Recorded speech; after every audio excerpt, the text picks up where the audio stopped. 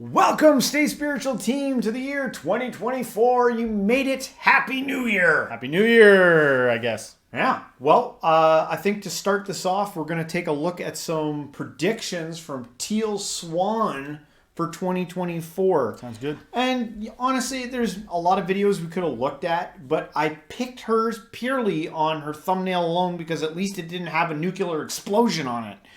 It's ridiculous how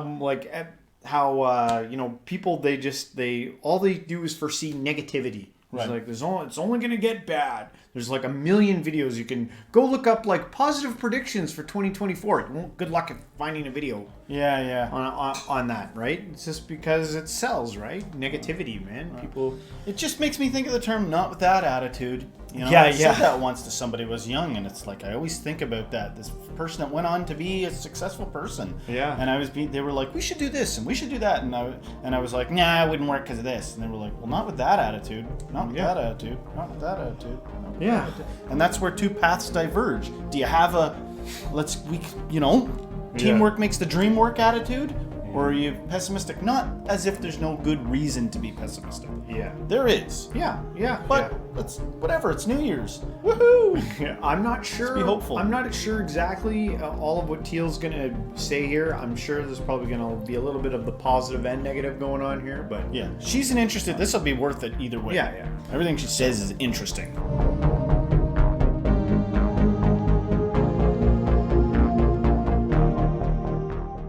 It's that time of year again. Time to reveal the forecast for 2024. Today I'm going to expose the dominant theme for 2024, make you aware of some good things on the horizon, some shadows that you don't want to fall into this year, and tell you what you can do to make this year a better year for yourself and for the rest of the world. Humanity is in the pressure cooker. From the disparity between income and basic expenses and other economic issues, to constant conflicts on a global scale and on an interpersonal level, to collapsing relationships and relationship structures, to a world that is ever increasingly oppositional to human health, to the taking in of more information than we are quite frankly designed to process, to doom scrolling and being constantly bombarded with... All right, forget everything I said. About what? Why didn't you warn me? I sound like an idiot. I thought it would be more positive off the get-go, but She said it was going to get there, but it looks true. like And maybe sometimes it's best to get the bad news first. Yeah, and then you can, turn around. With news of crisis after crisis, to never-ending to-do lists, to the stress of being tethered to our cell phones and laptops, to the amount of effort that self-control takes, to the increased sense of danger in the world, to the constant connection with people through technology, juxtaposed with this lack of in-person physical connection, to the complexity of modern life. And how about the uncertainty and fear that people feel about the future? To maybe the pressure that's being added by the universe at large to create a collective awakening, right? Okay, so there's a ton of pressure. And people feel like there is no way to actually bring about relief. So many people feel... Is that how people feel? Or is that how maybe Teal Swan's feeling? Possible. Maybe a little bit of it's both. It's always both. It's always, you could throw a stone in a direction and somebody can empathize. Yeah, and she said so many things there in the beginning that like everyone could probably relate to at least one of them. Oh, yeah. Yeah. Oh, yeah. So it's there. It's true. Feel like nothing they have put energy into has worked out. Many more people feel like they're in a rat race that will get them nowhere and therefore keep them in stress and in pain. The system feels oppressive. It doesn't caretake the well-being of its people. It takes advantage of the people, in fact. It feels like every man for himself in a game that's quite frankly designed for failure. There seems to be no way to create improvement for most people. And so there is a desire for destruction. There's no desire to maintain a system that is against you, right? So what we're seeing because of all of this intense level of pressure is two classic responses. The first is shutdown. When this happens, someone stops engaging and essentially wastes their time because there seems to be no point in trying. This is the passive response. The second response is destruction. This is an active response. When this happens, somebody is engaged in damaging and eradicating even whatever it is that they perceive to be against them or whatever they perceive to be not working. This feels like relief. The dominant theme for 2024 is destruction lust. to be consumed, even at a subconscious level, with the desire for destruction of that which a person perceives to be against their best interests. In 2024, you will see this urge towards destruction on a microcosmic level in the personal lives of the people that you know. You're going to see this in the workplace, especially with employees. You will see it on a macrocosmic level in countries and in societies the world over. And if you're self-aware, you will catch glimpses of this in yourself. And this destruction lust is likely to determine the fate of global politics. Okay, this is a reaction, okay? Yeah, I know that some people are probably pretty interested in what she has to say. There's a link to it if you want to watch it uninterrupted. But part of this, what you come here for, our reaction. Yeah. Destruction lust. You know, I think that there's a place to actually, like, indulge in destruction lust personally, right? Yeah. And there's a weird thing, right, where you can do what the group is doing. You can tap into the group psyche and walk around sort of like everybody's negative. Well, I'm going to be negative too, and we're all going to be negative together. I'm more of a skip to the chase type person. You know, I know what it's like to have a bit of that, like, wanting one phase of your life to end and move into the next one, damn it already. Yeah, and yeah. you actually can do something like go into a radical state of deep self-awareness and go be like, time to lop off a useless part of myself. Yeah, and like yeah. go inward and destroy some part of yourself. Now, I would say that a hallmark of this is that nobody gets hurt in the end. You're not going out and hurting anyone. You're not doing anything impulsive. You're not making any radical decisions. It's an inward process, but you go in there to settle some damn stuff once and for all. Yeah. So it seems, you know, at least for this epoch of your life. Yeah. You know, and if that means going in and literally visualizing atom bombs exploding in your mind and literally wiping out aspects of yourself because they're useless, or, you know, and then you can come out of it with a different perspective, you know, or really thinking about what's important to you. Is this damn important to me or not? You know, let me take a good look at it. Yeah. And I think that because of the culture we live in and the way that, you know, a lot of people aren't comfortable doing isolated work with themselves. So they kind of do what everybody else is doing. But you're subject to, like, maybe long periods of depressive things. It's like, dude, your timing's off. We're all depressed. Why are you, like, on top of the world right now? That can happen. Yeah. If you're not like, I guess I'll just be like with it. And that, to me, boils down to good old-fashioned either a fear of doing stuff on your own or, you know, being, like, I suppose, socially healthy. Yeah. Like, I'm socially healthy. I get sad at the appropriate times and happy at the appropriate times. War's over. Celebrate. Yeah. There's some weird mystic in the corner going, maybe so, maybe not. Yeah. You know? A lot of what she said so far, to me, seems to be not so much a prediction, but things that are already the case, things that we're all kind of collectively all going through. But maybe what she's getting at is that it's going to intensify in 2024. My hope is that it will lead to some resolution, that we'll actually be able to fix some of these things. Depends that are on what irking we're us. all collectively going through. Yeah. It depends, right? Yeah. You know, so check yourself. You know, maybe if you're like, well, effing collectively, I'm pro-nuclear bomb. I'm pro that. Yeah. And if everybody's pro-nuclear bomb, then, you know, who's to say? What is of the optimistic guy in the corner? It's like, what's going on, everybody? Why does everyone want to kill themselves? Yeah. You guys didn't go into hiding and, like, get yourselves together? No, that's that, loser. You know, you're supposed to be negative with the rest of us.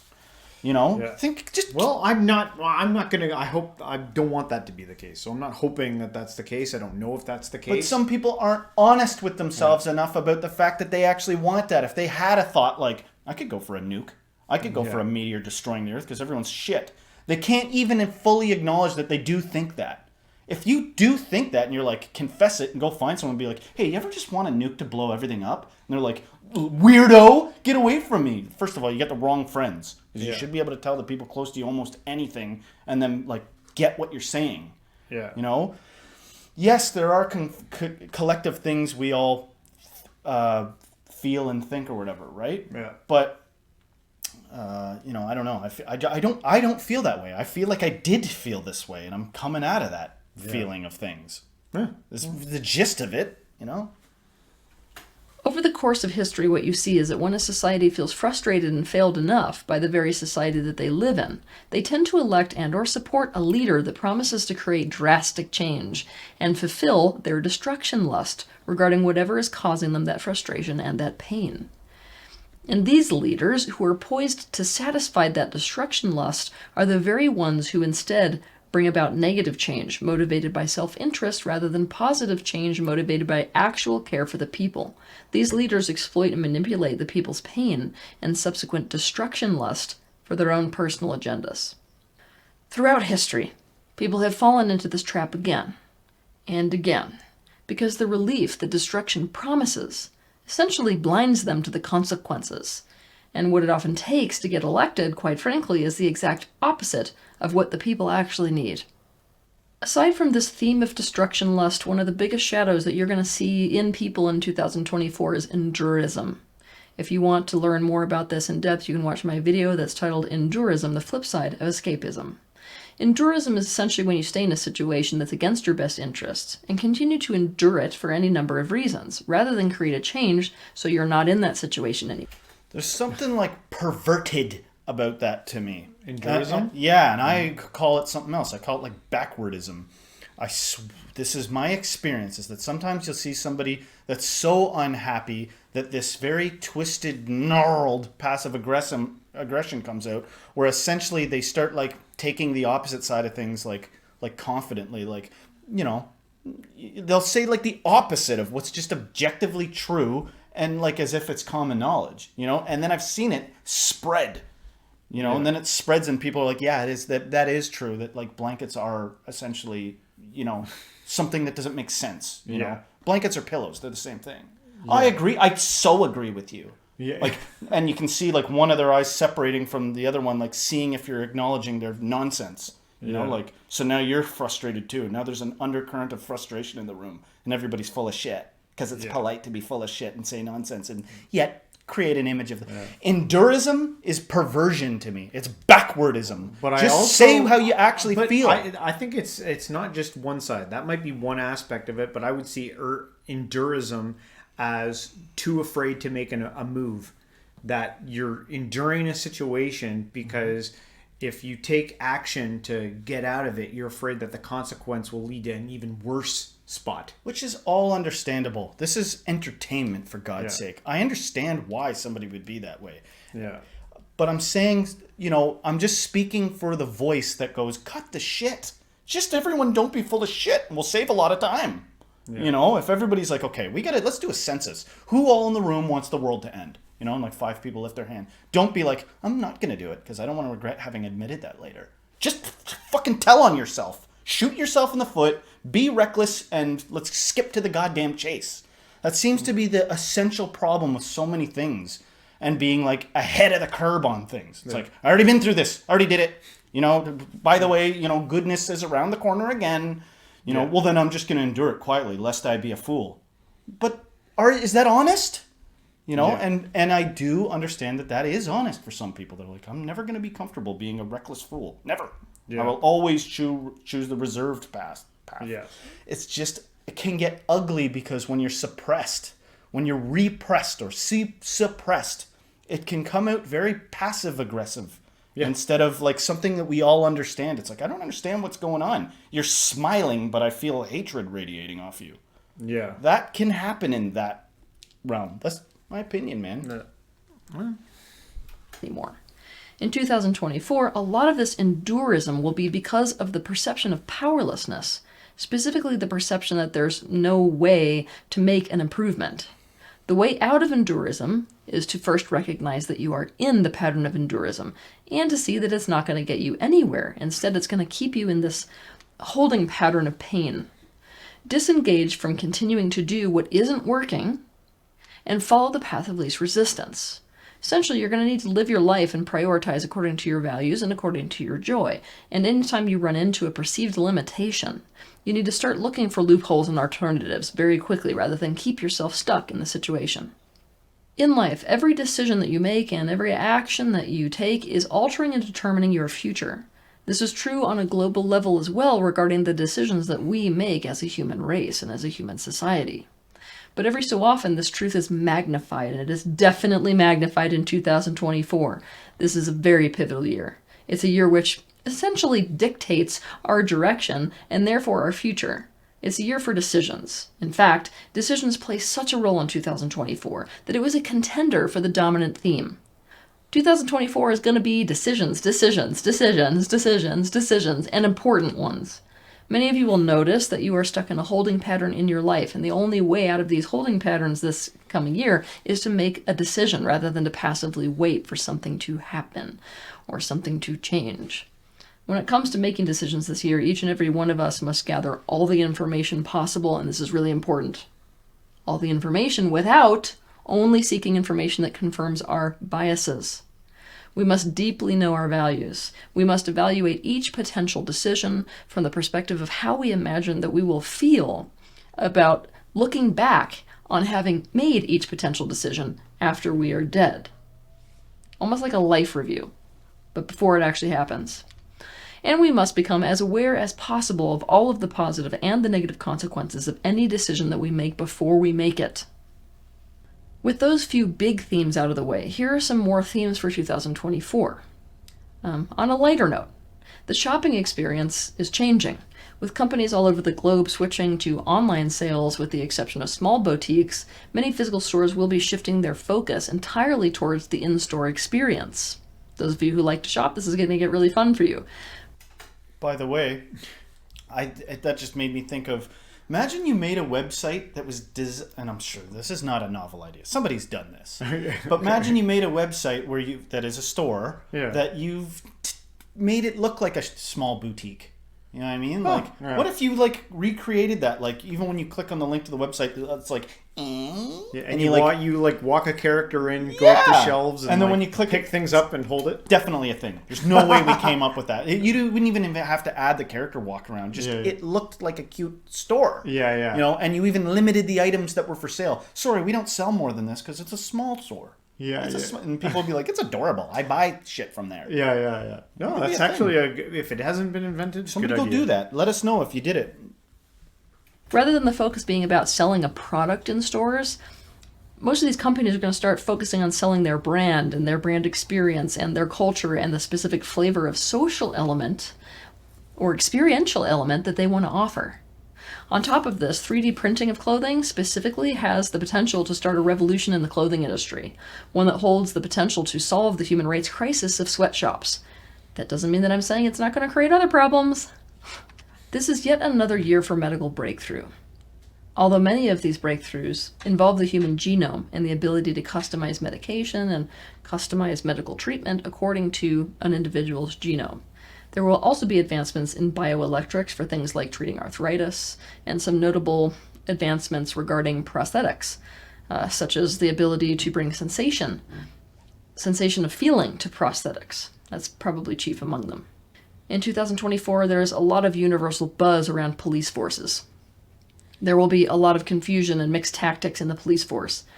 What do I mean by this? What I mean is that police forces will be adopting technologies and programs and strategies that are in alignment with the idea that they are protectors of the peace and that they are there for the people and on the side of the people, while at the very same time, they will continue to militarize in alignment with the idea that they exist to protect the powers that be against the people, and or that they are here to protect everyone against extremist threats.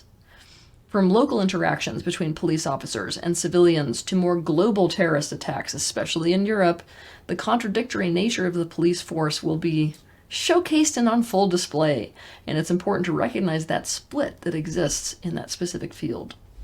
At the same time as this, you're actually going to see even more of a split in the police force regarding the use of AI in predicting and preventing crime. This could lead to full-blown controversy, quite frankly, regarding using AI to identify crime patterns, including locations and people who are likely to commit a crime. You know, I think one of the biggest pluses of being enlightened is the doing away of fear and some sort of petty sense of urgency.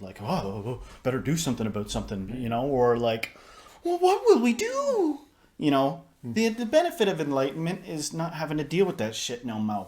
Because there's no action, there's no version of a thing where it's not only do I control you, but I actually control your perception of me. I'm right inside your skull, controlling everything. There's nothing, your worst nightmare cannot occur without there being a counterbalance. It's impossible.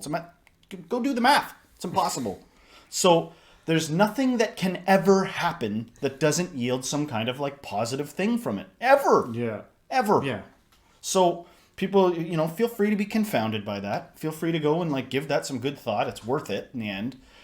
But it doesn't matter if the government becomes capitalistic or if it becomes socialistic or if it becomes a tyranny. It doesn't matter. Yeah. There's always a balancing counterforce that emerges. Like humans would evolve to like really enjoy being controlled if that was the case. You would evolve, your brain chemistry would change so there would be like, like I just want it to, be that I'm dominating you or controlling you in some case. And it's, in some sense you can develop an empathy for tyrants in that sense, that they're never going to be quelched what they want. It's like that Bible verse, he who wants riches will never be satisfied by riches. Yeah. It's like, oh, you want riches? You're never going to be satisfied by it. Yeah. So why don't you pick a different thing? Yeah, you'll also not be satisfied, but whatever you pick to be obsessed with will not satisfy you, will not scratch that itch. Yeah. That is friggin' profound. Just go chew on it. Go chew on that for a while. Whoever needs to hear that. Yeah. Yeah. Because it makes it so essentially there's no such thing as fear-mongering. You can't fear-monger. And it's also in the realm of insanity. But the mystic swims where the psychotic drowns. So either you like it or you don't. You take your little wins where it's like, ooh, my dopamine spiked when I felt like I got one over on that person. But you're forfeiting a greater lesson. Yeah. Does that make sense to you, man? It does. And like you said, it's something worth pondering, worth thinking about and taking time. And it's not for everybody. It's friggin' not for... Some people are like, ugh, never want to be enlightened then. Go for it. Go for not being that way. No, we don't profile at all. The good news is the expansion path of the entire justice system is in the direction of employing strategies to prevent crime rather than catching and punishing people. Yes. Factory farming is going to take a hit in 2024. There will be a number of heart-wrenching and heartwarming stories and scenes regarding animal welfare associated with this. Ultimately, this is going to be a business that is looked back on with horror in future generations. It brings into focus the deep importance of making one's livelihood in ways that don't harm others or harm yourself. In many spiritual circles, this is called right livelihood. In 2024, humanity is going to be receiving a huge calling. This is what it is. Our focus must go to the oceans. Humanity is being called upon in a massive way, and on a mass scale, to pour our care and our focus into the oceans. Our future on Earth hangs in the balance of water. This means any action that you can take to support the oceans will make the most difference this year. And it means that global initiatives and agreements that protect the oceans have huge non-physical backing and are therefore liable to do very well. Also, water is a keeper of memory and information. How we treat the water is a message that we are encrypting into the water itself about us. Are you tired or something, man? Didn't you hear what she said? We're going to have huge non-physical backing. What does that mean? That's my question. And you're like, what? What's going on? Are you ranting again? No, I skipped over that one point that she made there. I kind of like missed that backing thing there. So okay. I don't... Let us know in the comments what we missed. As a species, and about our relationship to Earth. So when you feel this calling towards the oceans, answer it this year. Fast. The potential for landslides stands out in 2024. This is a year when potential for landslides must be recognized. That means drainage has to be improved, slope angles should be reduced, protective berms should be introduced. On top of climate changes, the vibration of insecurity that is emanating from life forms on Earth is like a form of energetic pollution that is causing a destabilization of the surface layer across Earth. Subtle warning. Taking all this into account, there is a powerful antidote to much of what is happening and what will be happening in 2024, and that is to highlight the best of humanity and the best of the world. In stark contrast to inundation with bad news and our sore spots being used in the game of politics and messages of destruction, we need to consciously celebrate and remind each other of the best of human nature and the best of what happens on Earth. This is not something to be done in the name of denying or negating the negative. It is to prevent humanity from losing sight of goodness. That means share those inspiring and heartwarming stories. Post those beautiful images that remind people of the magic of life on Earth. I know I'm Posy McGee, man. I friggin' know I'm good. Posy McGee. But good. okay. This is going to be, sometimes you can get into such a dark spot that it's literally impossible for somebody to come along and be like, remember, there's good. There is good. There's somebody like feeding a starving person a sandwich right now, and that's going to change their life. They're going to go, have a family and cry when their children are born, or cry at a sunset. There's beauty and goodness, there is. But if you're in a dark enough hole, it's not, you're not speaking the same language as them. They're like, I don't care now. And so that's why the theme of my last few videos has been, if that is where you're at, I'm not qualified to give exact advice, but it feels like sometimes you're being called to really address the darkness. Like really go like, fine, what do you want then? And you go inward and you find something with teeth that's like, I'm going to tell you what I want. Yeah. And you're going to sit with me for a while. Now be careful, man. Weigh what I say against other wise teachers. A wise man seeks many wise counsel. I'm not calling myself wise, by the way. I'm saying that you might want to investigate. If you're feeling the pull to do some deep inner work, it can be scary when it's like, when you're sort of half-baked. You're just sort of, I don't know, I think I'm just going through a slump right now. But I definitely can't recognize beauty or anything good. I see everybody's full of shit. The only reason anybody does anything good is for some selfish reason. You may need to like go in and like give the devil his due. And when I say the devil, I mean like Satanus, el diablo, the one that's really there and was there first. And it's like, what the hell, bruh? You forget about me? And that's going to be very confusing. I don't know. Only the masters maybe will understand what the hell I just said. Yeah. Well, no, there's definitely something about addressing the darker sides of you and being honest with what you actually want. And it's not until you can get really in tune, I think, with those things that you can maybe appreciate some of the finer things in life truly. The signal that you have completed the process is you'll actually be reaching towards Christ when you come out. You'll actually be like, whoo, like, dusting the dust off yourself and like, I'm ready for some Christ. I'm ready for some goodness now. Yeah. But if they're in this half-baked place, man, and again, I just reiterate again, it's doesn't involve anything remotely involving self-harm. In fact, I would say if you're going to do this, give up whatever you're addicted to, whether it's chocolate bars or gossip or phone. Yeah. Be solemn about it and treat it as an adventure. I'm going to go address this negative Nelly that's existing at the core of my being. Yeah. Yeah. I don't know. There's something there. Weigh it against what other wise people say. Commemorate positive events. Restore someone's faith in humanity. People need to be reminded of the positive potential of us and the positive potential of life and living life here on Earth. Yeah. In 2024, the question that you need to ask yourself each day is, how can I highlight the best? Human potential may not always be obvious, and yet it is always there, ready to be called forth in response to conscious choice. Have a good year. Now, I think the reason I was probably quiet a lot through that was because I wanted to see the whole spectrum of everything that she was saying there. Because she started off with some pretty like brutal, harsh like stuff in the beginning, and then wrapped it up with some good stuff at the end, which I liked. It wasn't all doomsday, and I think she said some really important stuff at the end about like trying to get in touch with like the good and the like she mentioned doom scrolling. And it's like, whether you're doing it on your phone or with the news that you're consuming or the entertainment that you are taking in, like, are you aware of how much stuff is breeding like a negative aspect out of you and how it like seeps into all of the world?